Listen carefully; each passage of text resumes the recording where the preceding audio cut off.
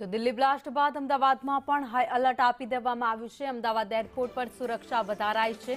બીડીડીએસની team Ahmedabad airport પર તૈનાત છે। એરપોર્ટ પર જતા આવતા મુસાફરોનું ચેકિંગ થઈ રહ્યું છે। સીઆઈએસની ટીમ દ્વારા એરપોર્ટ ઉપર અત્યારે ચેકિંગ કરવામાં આવી રહ્યું છે। તમામ ટીમો છે અત્યારે એરપોર્ટ પર પહોંચી ગઈ છે। એરપોર્ટ બહાર લગેજ લઈને નીકળતા મુસાફરોના પણ લગેજનું સ્કેનિંગ કરવામાં આવી રહ્યું છે।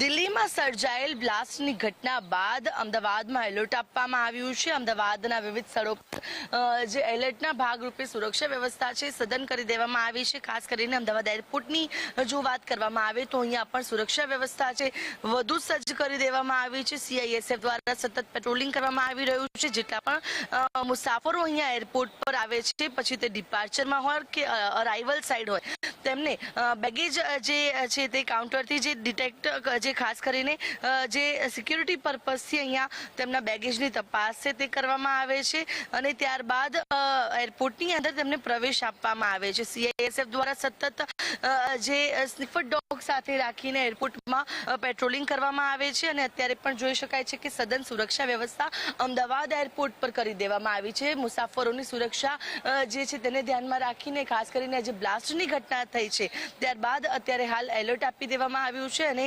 જેટલા પણ મુસાફરો આવે છે અને જાય છે તમામની કડક જે તપાસ છે બેગેજની તેમની તપાસ કરવામાં આવે છે।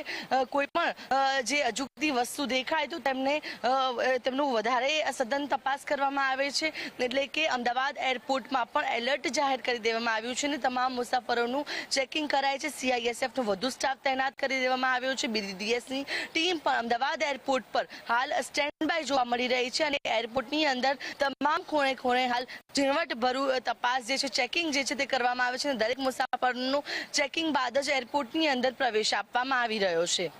Camera person